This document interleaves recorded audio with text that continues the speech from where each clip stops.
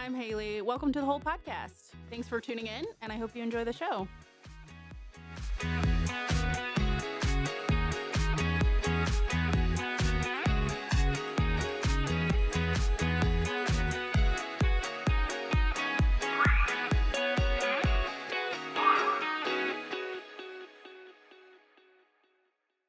All right. Hi, everyone. We are here today late in the afternoon. We are so excited to be interviewing a musician today. So we have Gracie Caggiano. Did I pronounce that right? Yes. Okay. And so you are a guitarist. Yes. And you also played at our event Expressions a while ago, correct? Yes, I did. I think that was back in August of last year. That was a long time ago. It seems like it was just yesterday, though, because it was a really good event. Yeah, it was beautiful. I enjoyed being around all the other artists and just sharing community with everyone. Oh, yeah. It's so good to connect with other people who just get it Yeah. sometimes. Mm-hmm. Yeah. Okay, so tell me a little bit about yourself. How did you become a musician? How long have you been playing? Yeah, I've been playing, I think, about 12 years now. Wow. I got my first guitar when I was almost 14 years old. Okay. And at the time I was homeschooled and I did a little virtual school 8-week guitar class and the rest is history. I'd always enjoyed writing poetry. I was a very quiet kid and like internal. So writing songs just came naturally after that. Once I had an instrument, I was able to just take my words and match them with the music. And then shortly after, started public school, got into choir and really started finding my voice and having support from music educators as well. I came out to Kansas City almost 4 years ago now for grad school. I studied composition in school, and I feel like my experiences with, being kind of a self-taught songwriter and then getting to spend 6 years having training from people who are doing it in the classical world. I'm just trying to take all of those varied experiences now and fuse them together. And yeah, I love writing songs and singing and performing, and it's a lot of fun. Oh my gosh, I'd be so nervous to do that as an introvert. I don't know if I could do that. Yeah, in a strange way, I do feel very introverted, but music doesn't feel the same as like having a conversation. And it is a conversation, like I am communicating, but I get to spend time alone writing and really like figuring out what the song is. And it's kind of like when you get to rehearse a conversation in your head before saying it. And over time too, I think the nerves go away when you're on stage and you start to see that your music really has an impact on people and it feels like an important thing to do. Yeah, no, I can touch a little bit on that feeling because I also play the violin. So Oh, cool. but I don't like performing by myself. So I was always in an orchestra or like a small group or around other people. Yeah, yeah. Well, it's So also nice to play with other people too, because then it's like it's not all about you at that point anymore. It's about that connection with other people. the teamwork and the ability to just have those conversations musically without always having to like communicate like every last thing. You know what I Yeah, mean? yeah, yeah. It's nice to lean on other people sometimes. Yes, it is. Okay, cool. So where did you study then? I studied at Stetson University in DeLand, Florida for undergrad, and then I came here to Kansas City to go to the UMKC Conservatory. Yeah. Yeah. Okay. I almost went to UMKC, but I went to Avila instead. Nice. It's a little bit easier. Yeah. So, wow. Okay, cool. So let me see here. I want to look at the questions here because we do have a lot of good questions that I want to hit on. Mhm. Okay, so we talked a little bit about what got you into music. What really connected you to songwriting and putting it all together? Because not many people can do that. So you said you have a love for poetry. How did that start? How did you find that you were really passionate about that? Honestly, I don't know. I think it just came naturally. Mhm. Um, I remember being maybe as young as 8 years old, and I think sometimes some of us we just have like a rich internal world, and we don't know what to do with it, and so we just make art. Um, Some will call it divine inspiration. um, so I think just noticing that like gift in myself, um, it helped me feel like I could express some difficult feelings that I was experiencing. And then I just kept curating my craft after that point. I feel like, I kind of also started playing music and writing songs around the same time that my disability had hit like this milestone of progression because I have a degenerative muscle disease. Um, and around the time that I was in middle school, it had really accelerated a lot. And so I felt like music and learning guitar and writing songs was kind of a safe place for me to feel like I knew what to do with all of this like turmoil that was inside my body. Yeah, no, Yeah. I can understand that. It kind of just makes you forget that you have a disability when you play sometimes in my experience. Yeah, I think so, and I think that's what I needed at the time when I was younger, but over time, I think it has also helped me to, like, accept my disability in a way, because now I can see my body, even though it is disabled, as this vessel for creation, and I can't escape my disability, I will always be this way, Mm. and being able to take an instrument like a guitar or feel my voice inside my body and understand that my disability is contributing to the creation, um, it helps me see my disability in a different way. That I don't need to forget it anymore, but really I can be in tune with my disabled body. Yeah, Yeah, yeah. No, I get that. Okay. yeah. So let me ask you this then. Is Mhm. it hard for you to hold your guitar with your muscle disease? Am I saying that right? Your degenerative muscle disease? Yeah, yeah. So I have muscular dystrophy, and the type of muscular dystrophy I have does affect my arm muscles. Um, So I really do have to be sitting a certain way in my power chair to feel like I can support myself and keep the instrument in place. It does have its challenges, but I almost feel like the instrument supports my arm in a strange way. If the body of the instrument is too narrow, suddenly I can't play guitar anymore because my arm will just fall. And I can't I don't have enough muscle to support my arm on its own in that position. Um, so it kind of does feel like a symbiotic relationship with the instrument. It can have challenges at time or cause pain, but um, yeah, It's worth it. yeah. Mhm. Yeah. Wow. That takes a lot of courage, I'll be honest. Thank you. You're welcome. You're welcome. Okay, so let me see. I think we've kind of talked about our first question. Mhm.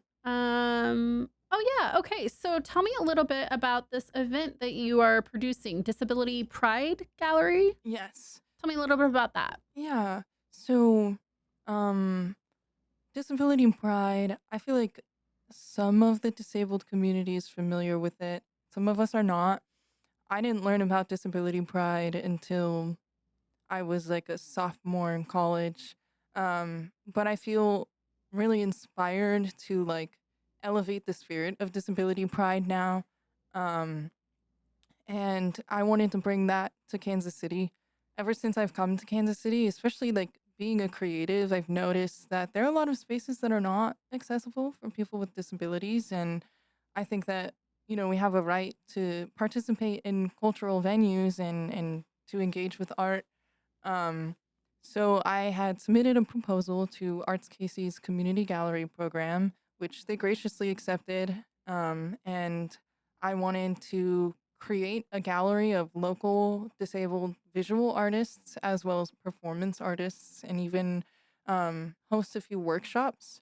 So we have the space basically for all of Disability Pride Month in July. Our gallery will open on July 4th, and it will close on July 25th. We have 3 concerts, we have an open mic night, we have 2 workshops, and there are 7 visual artists with 19 pieces. So it's just been it's been a lot of work, but I think it's very rewarding to have sought out other disabled creatives in the city so that we have a moment to say we exist and we deserve to exist and we deserve to participate in professional art spaces as well. Yeah, and to be seen, you Yeah. know? Yeah. So what do you mean exactly by visual artists? Yeah, so we have painters and Okay. um, people who make visual art. It's primarily paintings, but there are a couple really neat colored pencil drawings and some multimedia pieces that are like fusions of digital art with like glitter pens. Yeah, it's really neat. Love it. Yeah. Oh my goodness. uh So how did you find other people who are interested in this event to be on this adventure with you? Yeah, so one of the people that I connected with, I actually met at Expressions last year. I Um love that. Yeah, his name is Oliver, super amazing artist. And Oliver has a few friends that he shared the information for this event with. And other than that, it's just been like cold emailing everyone I can think of. I reached back out to UMKC, I reached out to KCAI, um, and also connected with really neat visual artist and poet at Interurban Art House for their Art Hills Hmm. storytelling night. So just kind of been popping around the city and seeing who I can meet. And yeah, posting on social media. Um, I'm also collaborating with a good friend of mine. Her name is Gwen Delaney. And so she's also been reaching out to people when she can. And we've been just posting content to try to get attention. um, Yeah. yeah, Wow, her name sounds very familiar. I'm she's a mezzo soprano. okay. So she's done some different like opera productions around town, but Okay. I know she also teaches in a few different places as well. Okay. Yeah, Yeah. I don't know why. It's like that name sounds so familiar. it's a good name. Yeah, it is. Absolutely.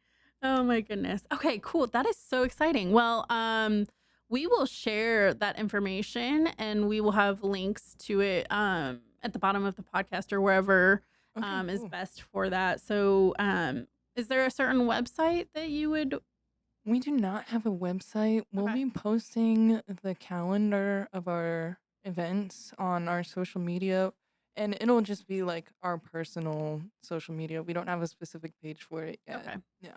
Okay. Yeah, we would be more than happy to share that through the whole person. Thank you. Yeah. Oh my gosh, that is so exciting. What I'm an excited. accomplishment for Thank you. you. Yeah. Oh my goodness. That takes a lot of organization, a lot Yeah. of patience, a lot Yeah. of migraines, I'm assuming. I am certainly learning a lot about what it means to like organize people and events and also to make sure that things are accessible Yes. for like multiple subcategories of disability, which is a challenge, Mhm. but requires, I think, a lot of empathizing with other people's experiences. Absolutely. And Yeah. trying to figure out the best solution for multiple areas, Yeah. Yeah. which is sometimes really hard to do. Yeah. Yeah. Mhm. I get it. Okay, let me see here. Um, we talked a little bit about this. Has being in your wheelchair shaped your creative process? Um, I guess, do you think about uh, okay, let me ask you this, just on the musical side. So, when you're getting ready to play and you're tooling around with different types of whatever you want to call them, because I'm not a guitarist, I'm so sorry, but like little riffs or little Mm. parts that you're like, oh, this would go good with this.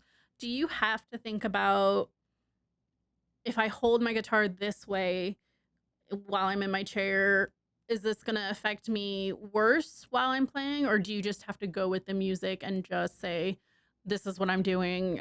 I'll take the pain. And is it shape your music in that way? Yeah. So, Does that make sense? yeah. Yeah, I think I get what you're asking. Okay. Um Yeah, so when I'm practicing or writing, I'm actively thinking about what works for my body, and I Okay. try to avoid pain as much as possible. Um, I like to use alternate tunings on the guitar, so that just means that I'm changing the notes of the strings. Um, and in this way, I can also create different shapes that fit inside of my hand better. Okay. So like that's one example of the way that my disability influences my creative process. And it does help prevent like pain in my hands if I have a shape that makes more sense for my hand. And that also affects like the kinds of chord progressions I write. Because it'll just be easier if I can just like shift the shape up and down the fretboard instead of trying to do things that are a little more complicated. I think it makes the songs more colorful that way as well. Yeah, Yeah, absolutely. yeah, Chord progressions, that's what I was trying to say, or, yeah, like, melody sections. Oh my yeah, goodness. I yeah. am having the biggest brain farts. I'm so sorry. No, no, that's Um, great. But yeah, yeah, I understand that. I like to call it like embodied composition or embodied writing, embodied creation, because Okay. it's kind of like what I had mentioned about like collaborating with the disabled body, letting the Mhm, disabled body be an active force in the creative process, allowing the limitation to be um a creative device instead of trying to overcome it. mhm, mhm. Um and usually the results are beautiful that way. Yeah. Wow. I'm not as creative musically, I think, as you. Mm. I'm not able to come up with pieces or Mm. any of that. But I did have to make adjustments, which were really hard for me because when I was learning how to be vision impaired, and I'm still learning, don't get me wrong. Yeah, yeah. Um, I was also going to school and like trying to figure out how to be a successful student. And Mhm. so my mom and I tried so many different things to figure out how to make the music accessible. And it Mm. just wasn't. And so it really is a whole body experience Yeah. because here I am just trying to read the music and you have a stand partner in orchestra and so it was just a lot. And so I think like by default my brain just started memorizing as much as it could. And then Yeah. I would just be in the music in the moment with everyone else, but not using my eyesight, my functional vision Mhm. as much. And that helped me so that I wasn't exhausted at the end of the day. But Yeah. there's only so much memorizing a girl can do. So I Yeah. tried so hard and it worked for a long time, but it is a whole body experience. You're Yeah. right. Yeah. I never thought of it like that. Like I knew it kind of, but I like how you said it. Thank you. Yeah. Yeah. Yeah. Wow. Okay. Very cool. Very cool. Okay. So let me see here. We kind of talked about this a little bit. But how does your music reflect the themes of your disability? So are there days where your music is a little bit darker sounding and then other days where the music is a little bit more brighter because you're having a good day? How does that work? Yeah. I think, well, one, sometimes I do write lyrics explicitly about disability experience. I have one song in particular called Dust, and that's about like noticing things changing. And as someone with a degenerative muscle disease, like I noticed that in my own body. And so I wanted to talk about how poetic that feels, and how it can be beautiful and how it's like a human thing. It's a natural process that's going to happen to everyone, whether you have a degenerative muscle disease and you're a young person or you just get old Yeah. and like your body changes. So I think lyrically sometimes, not in every song, but a lot of songs do have those themes that are present in the storytelling. But as far as like my body being a part of that process, I think there are some days where maybe the tone in the guitar playing is a little bit thinner because I am weaker, or the tempo is slower because I can't keep up with the tempo. Or vocally, sometimes I feel like I can't focus my breath the way that I need to for it to be like a clear tone, and so I'll have like more breathy tone, which is like fragile and delicate. But I try to use all of those things to my advantage. And sometimes I'll be at a show and I'm like, having a bad pain day, or my fatigue is really high, and I'll just tell the crowd, like, hey, I'm existing in my authentic body today. I hope that you feel permission to do the same thing in this space. And I think it's liberating for a lot of people to hear that, whether or not they identify as disabled. Just to know that you don't have to mask and pretend all the time, and we can be in community with each other and um, not pretend like we're perfect all the time. Yeah, Yeah. no, that's beautiful. I love that because being an artist, a musician, you do have to connect with the audience, Hmm. and just giving people permission to do that almost is sometimes exactly what the audience needs to hear. Yeah. Yeah. So that's, I don't know if I, again, could do what you do. So that's Aw, amazing. thank you. You're welcome. Okay, okay. Let me look here. Um, oh yeah, we we talked about this a little bit, but that's okay.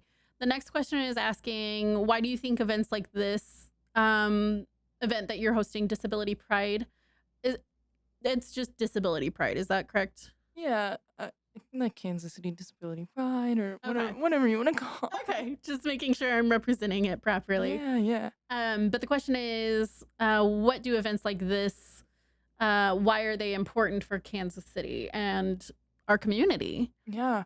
I want, I really want to spark conversation about accessibility.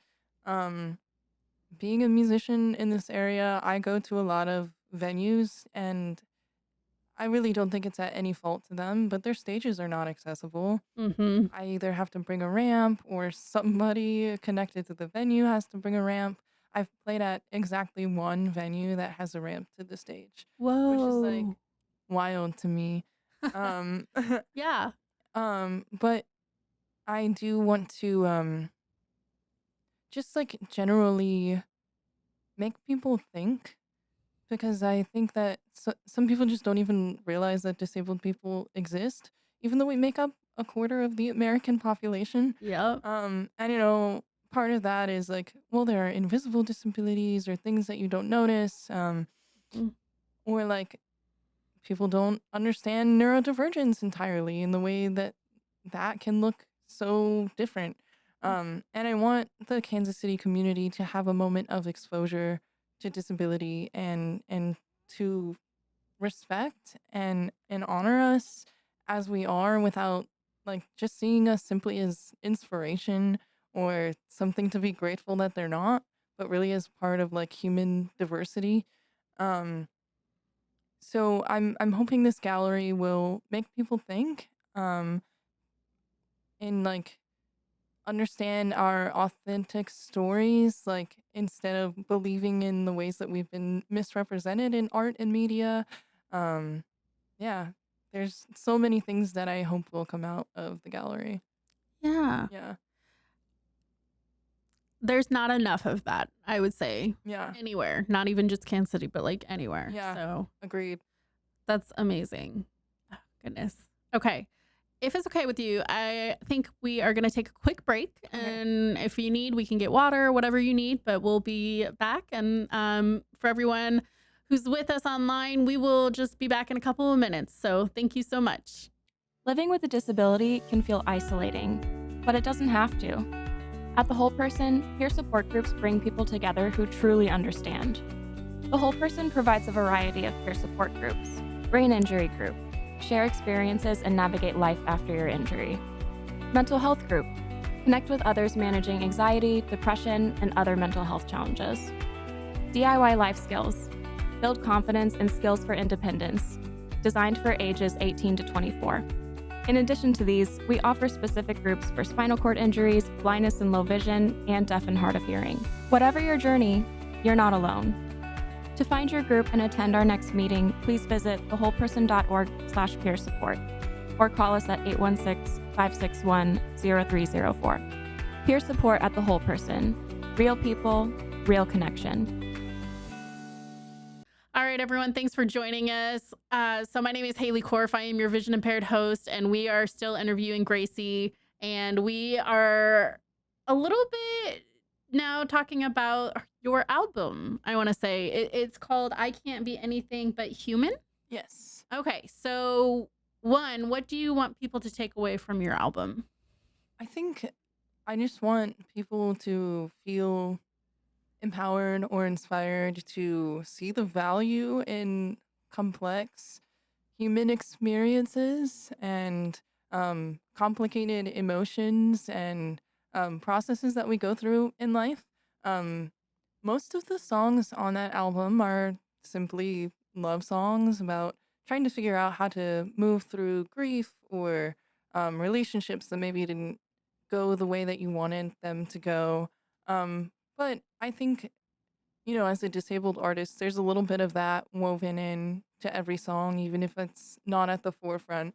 Um, and my hope is that people can just relate to it in their own ways and interpret it in the way that they need it um, to, process their own emotions and relationships that they've been through or the ways that their bodies are changing. Um, because after all, everyone's just a human. We're here for a limited period of time, and my hope is that people can recognize the beauty and the value in living this kind of life without trying to overcome our limitations and make ourselves into idealized versions of things that we can't be. Mm, That is going to be a really good album, I think, because it's really hard to tap into those kind of feelings. Mm, Um, and I know a lot of people even struggle with one saying the word feelings and hmm then trying to express them. So that's going to be a really good album to connect with, I think. Yeah, I feel like people have this expectation that you're just supposed to be strong all the time and that you're not allowed to feel anything that's not happiness. And if you're feeling anything that's not happiness, then the problem is you. But that's not the case. Relationships are hard, being a human is hard. And we have to have a space to work through those emotions. Right. Yeah. And sometimes just putting names to what you're going through and just acknowledging, saying out loud, if you will, hmm what you're going through. Sometimes even that is very cathartic. So, Yeah. um, There's a song on the album called To Love Is to Be Honest. And hmm, I feel like that kind of captures these sentiments as well. It's like, I think sometimes we're like willing to hear other people's emotions, but we think that we don't have that permission. But part of being in any sort of loving relationship, whether it's uh like romance or platonic or your family or just a community relationship, it doesn't matter what kind of relationship it is. Like I feel like honesty and authenticity is really important. Otherwise, like people are not going to know how to support us, and we're also kind of saying like I don't trust you to see me this way. But I think more people need to learn how to be open about those things. yeah, take off the mask and, Yeah. and just be who you are. Mhm. That's a really hard thing to do, though, sometimes, just Yeah. to, the fear of being not accepted. Mhm. Mhm. Um, and especially with a person who has a disability, Yeah. all you want to do is just fit in. So Yeah. it's hard to just take that mask away. Yeah, yeah. I think, well, my experience as a disabled person has very much been that way. Like, Mhm. I don't want to be too much of a burden. And so I try to compensate by not like Right. expressing my feelings sometimes. I'm like, I'll just do everything for everyone else so that they don't feel bad for supporting me physically, like when I need help. Mm-hmm. But that's not healthy and that's not true and that's not honest. And I think even people without disabilities feel the same way. A lot of the times they're like, I don't want to be a burden. Like, Yeah. but we have to lean on each other and we have to be who we are. Yeah. Yeah. And anyone who says that we're a burden is not in my friend group anymore. Right, right, Because right. there are people who look at it that way, and it's just not how it is. Yeah, yeah. So, yeah, I understand that. So, how many songs do you have on your album? The album has 7 songs. It's a short and sweet one. Okay, Yeah. that's great. What made you decide you wanted to do an album? So I was at UMKC, and It was the second semester of my first year. I was in a composition lesson with my professor, Dr. Haber, at the time. Um, and it was the end of the semester. I had written like 5 pieces that semester, and I was like, I don't have anything. Like, what am I gonna bring to my lesson now? So I just brought some like folk songs that I had written, which I had never done in an academic context. I was like, no, I'm not allowed to do this. Right. But I just decided to because it was like, he seems open to that kind of thing. Um, and I showed him lyrics and little demos that I'd taken on my phone. And he was like, why have you never shown anyone this before? Like, I feel like this is who you are. And, you have all this training under your belt now. Like, what if you combined your two worlds? Like, what if you combined everything that you've learned about classical orchestration and these like songs in popular genres? And he planted a seed. He was like, you should do this for your comprehensive project. So at UMKC, as a composition grad student, you complete 2 projects. Um, one is your thesis, and then one is a project that you kind of just get to choose. It can be anything related to your career goals. And he said, play producer, make some arrangements for these songs, go in the studio, record them, um, and then, make a case for this also being performance goals. I mixed the album as well, so there was like audio engineering goals in that as well. Um, and so it just kind of came together that way. I had connected with a lot of really talented musicians during my time at UMKC.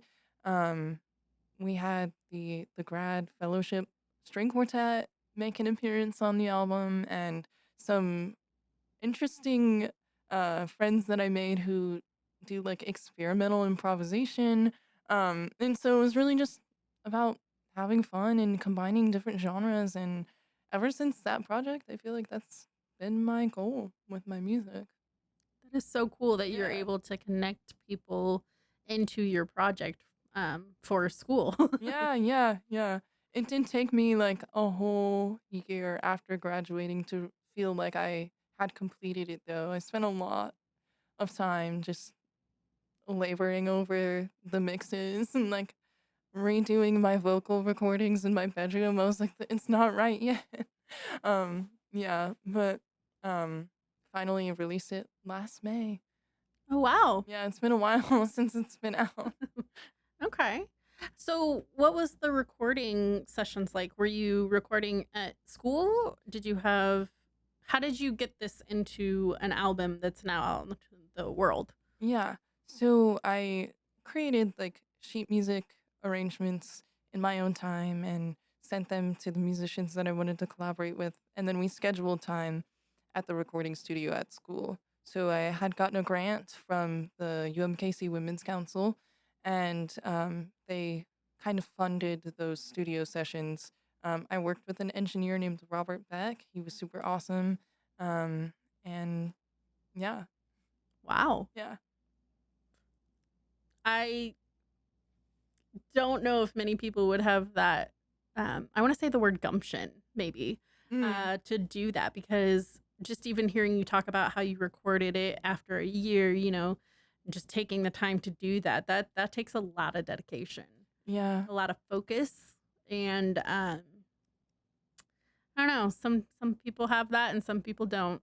yeah. It is hard, but I think kind of, circling back to this idea of leaning on people, that's what got me through it. I was stressed about it, and um but I felt like I was leaning on, the people that I collaborated with, like being able to hear their contribution to the music was really inspiring to me.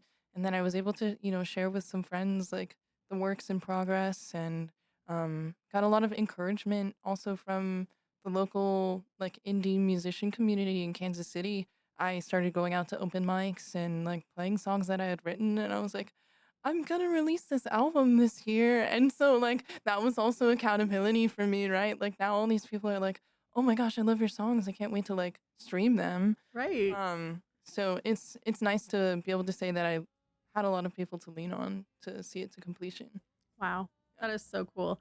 And just so everyone knows, the title is I can't be anything but human. So I think we're going to have to listen to this now and see what it's about. And I look forward to so many great things from you. I'm going to start following you and seeing what's out there for you. And Thank you. if you ever need anything from us, you just let us know. We'll try to help out as much as we can here. Okay. Thank you.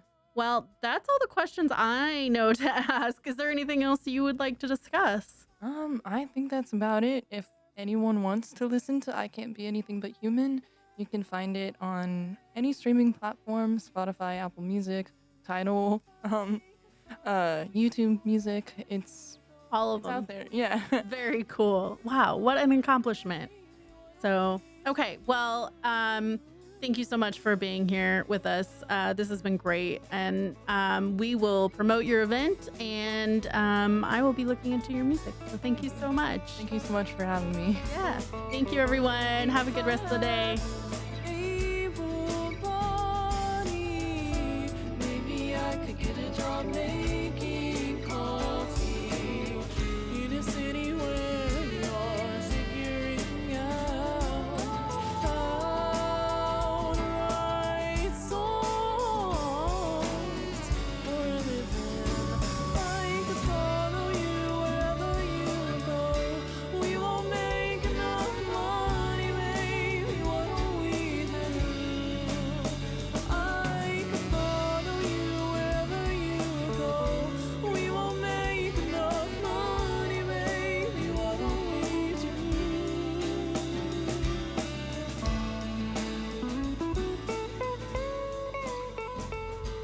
All right, everyone. Thanks for joining us today on our podcast. Today, I'm going to go through some of the monthly events that the Whole Person hosts.